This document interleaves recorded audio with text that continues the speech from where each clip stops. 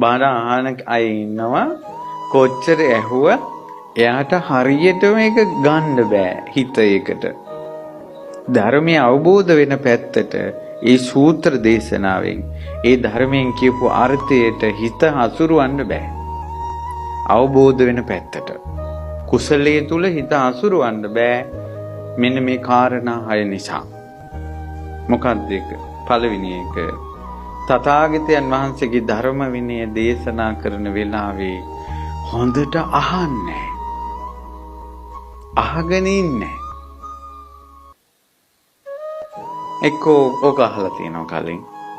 ඕකෙන් අරක වෙන්නේ කියනවා යත්තේ. ඔය කටින බණ අපිත් අහලා තියෙනවා. ඔය ගිය සතියේ කරපු බණ කොටස.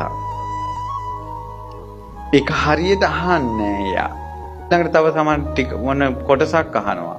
එතකොට කෝල් එකක් එනවා. ඉතින් අර කෝල් එක කෝච්චිය වගේ යනවා. ඒක තියලා ඉතුරු ටික අහනවා. ඔන්න දැන් ඇහුන්නේ. පැහැදිලිනේ? සමහර අයට নমස්කාර වේවා බුදුරුවනට කියලා ඒක ඇහෙනවා. එහෙම නින්ද යනවා. චතුරාර්ය සත්‍ය අවබෝධයට මේ පින් හේතු වේවා කියන උඩ හැරෙනවා. ඉතින් ඒ නිසා බණ හරියට අහන්න නැති එක ධර්මය අවබෝධ වෙන්න තියෙන බාධාව. ඊට පස්සේ කන් යොමු කරන්නේ.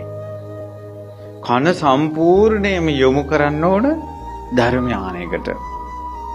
මෙයා යොමු කරන්නේ වෙන කල්පනාවක ඉන්නේ. දැන් මෙතන ධර්මයේ යද්දී එක්ක පාරේ යන වාහනයක්, එක්ක වෙන තැනක ඇහෙන සද්දයක්, එක්ක ෆෝන් එක ගැන අවධානය. කොච්චර බණ අහද්දී මේ ෆෝන් එකෙන් මෙසේජ් ගහන අය ඉන්නවද? කොච්චර බණ අහද්දී Facebook චෙක් කරන අය ඉන්නවද? දුර වෙන වැඩක් එක්ක මේක කරන්නේ. එතකොට මොකද වෙන්නේ? ඒ ධර්මයේ කෙරෙහි සම්පූර්ණ මෙයාගේ අවධානය නැහැ. එතකොට ඒ කුසලයට හිත ගන්න බෑ. අවබෝධයේ පැත්තට හිත හසුරවන්න බෑ. මතක තියාගන්න ඔබ හෝ මම හෝ අපි හෝ ගී හෝ පැවිදි අපි ධර්මය අවබෝධ කරලා නැත්තම් ඒ අවබෝධ කළේ නැත්තේ මේ කාරණා 6 කොතනක හරි හිර වෙලා ඉන්නවා. තුන්වෙනි එක තමයි අවබෝධ කරන්න ඕන කියන අදහස හිතේ නැහැ. මේ කියන සූත්‍ර දේශනාවේ කරුණ කොහොම හරි අවබෝධ කරන්න ඕනවා. තේරුම් ගන්න ඕන, වටහා ගන්න ඕන කියන ඒ ධර්මයෙන් කියන අර්ථය සම්පූර්ණයෙන් තේරුම් ගන්න හිතේ ඒ කෙරෙහි යොමු කරපු අවධානය නැහැ.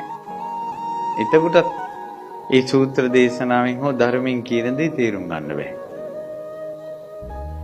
ඒකේ මොකක් හරි අනර්ථයක් තිබ්බොත් ඒක ගන්නවා. දැන් අපි කියමුකෝ ඔන්න මොන හරි ප්‍රශ්නයක් ගැන දහම් කරුණකින් විස්තර කරද්දී අපි කියනවා දෙමව්පිය නිසා විඳවන දරුවෝ නිසා විඳවන දෙමව්පියෝ, නෝනලා නිසා විඳවන ස්වාමිවරු නිසා විඳවන බිරින්දෑවරු එහෙම කතා කරනවා කියලා.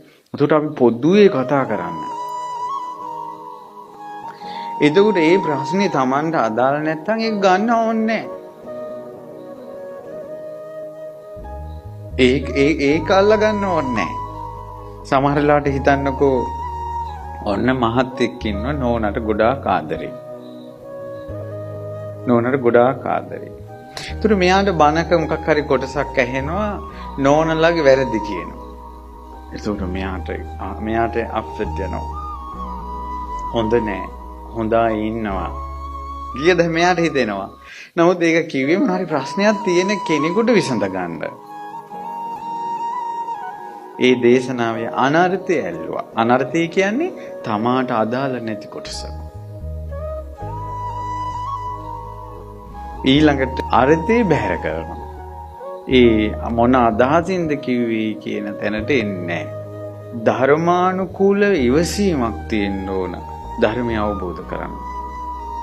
ඒ ධර්මානුකූල ඉවසීමෙන් තොර වෙනවා යා. මෙන්න මේ කාරණා 6න් යුක්ත කෙනාට ධර්මයේ ඇහුවට ආර්ය සත්‍ය අවබෝධයට ඔහුගේ හිතපත් වෙන්නේ නැහැ. මගඵල පිණිසපත් වෙන්නේ නැහැ. හැබැයි යම් කෙනෙක් ධර්මය අහනවා නම් මනාව සවම්පත් ඒ කෙරෙහි යොමු කරනවා නම් මේ අපගේ තථාගත බුදුරජාණන් වහන්සේ දහම් දෙසද්දී හොඳට අහපු කන් සවම්පත් බුදුරජාණන් වහන්සේගේ හඬ දෙසටම යොමු කරපු අය නේද මගපල් ලැබුවේ. කෝටි සංඛ්‍යාත පිරිසක් බණ අහද්දී මගපල් ලැබුවා නම් ඔවුන්ගේ සවම්පත් ඒ සත්පුරුෂයන්ගේ වචන දෙසමයි තිබ්බේ. ඊළඟට අවබෝධ කරන අදහස තියෙනවා.